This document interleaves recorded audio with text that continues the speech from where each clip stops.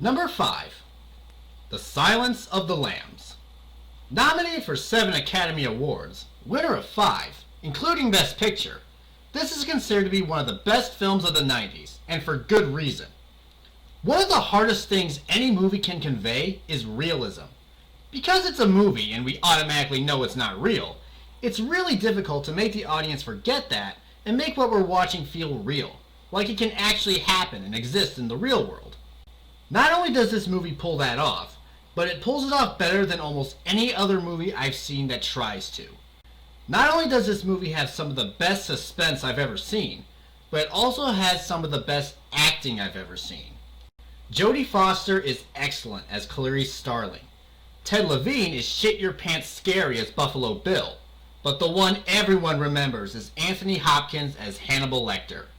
Like other villains I've mentioned, what makes him a great villain is that you never know what he's thinking, but you know it isn't good.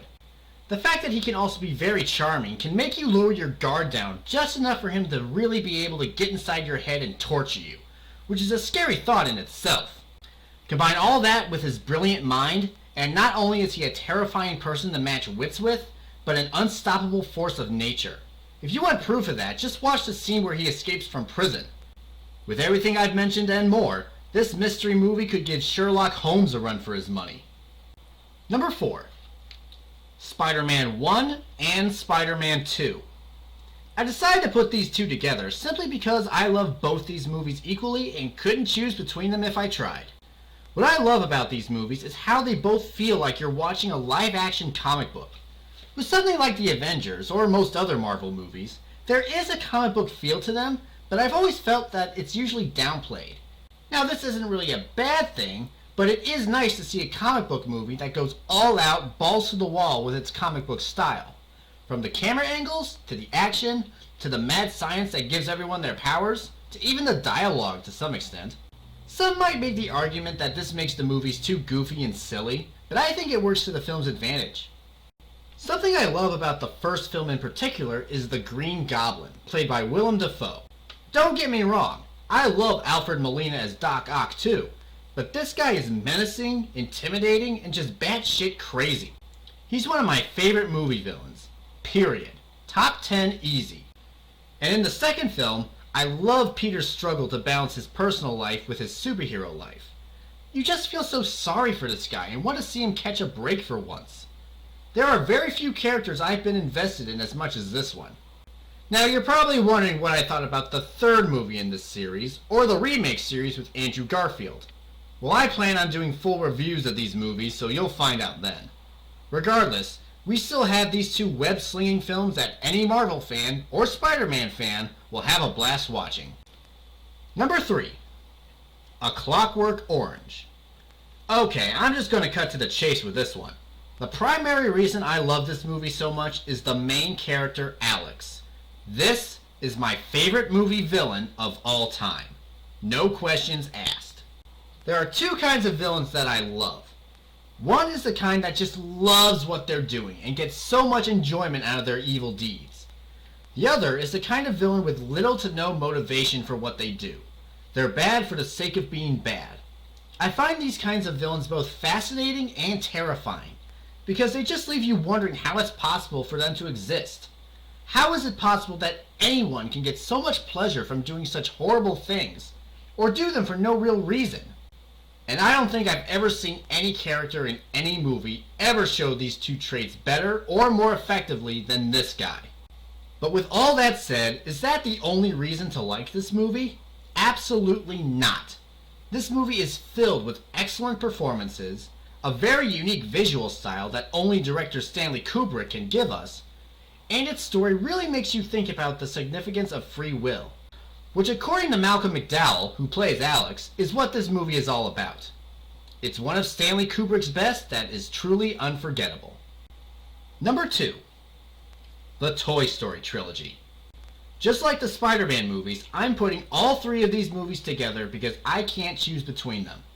This is the only trilogy I've ever seen where I love all three movies equally. One of the main themes in these movies is growing up, and while I think anyone can identify with that, regardless of age, I find that people from my generation especially can connect to it the most, because we were about Andy's age when these films came out, so therefore, we can totally identify with Andy in each point of his life. The first movie is just straightforward childhood. The second one introduces the idea that one day you will grow up and won't have your toys forever. And the third one shows when you actually do grow up and leave your childhood behind. The third film in particular hits home with its ending. For those who actually were Andy's age, you feel like you've grown up with him.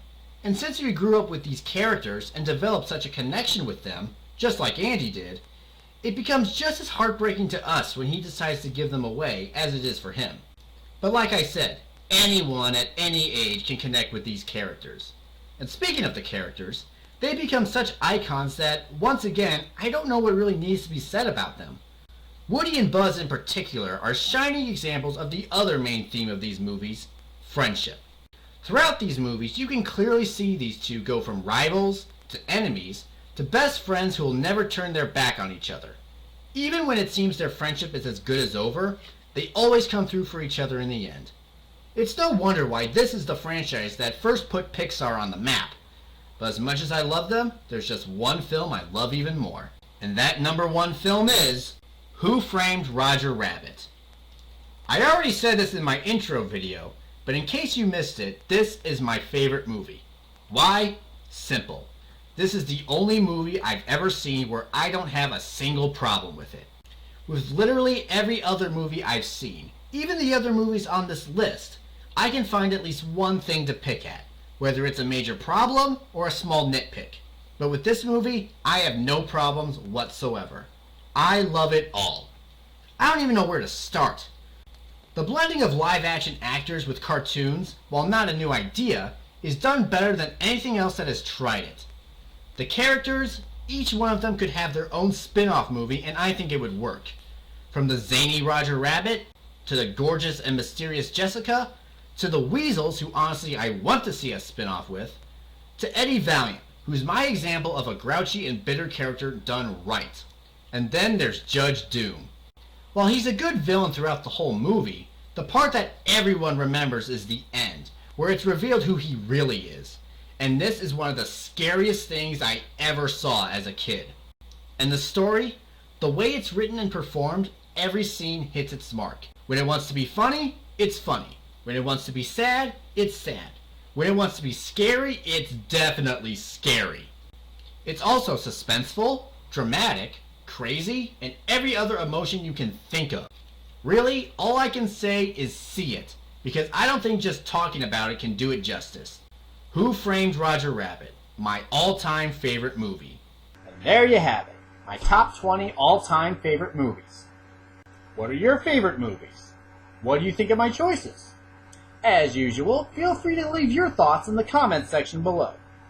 And as usual, if you like this video, or videos, hit those like and subscribe buttons. Until next time, this is Red Vince signing out.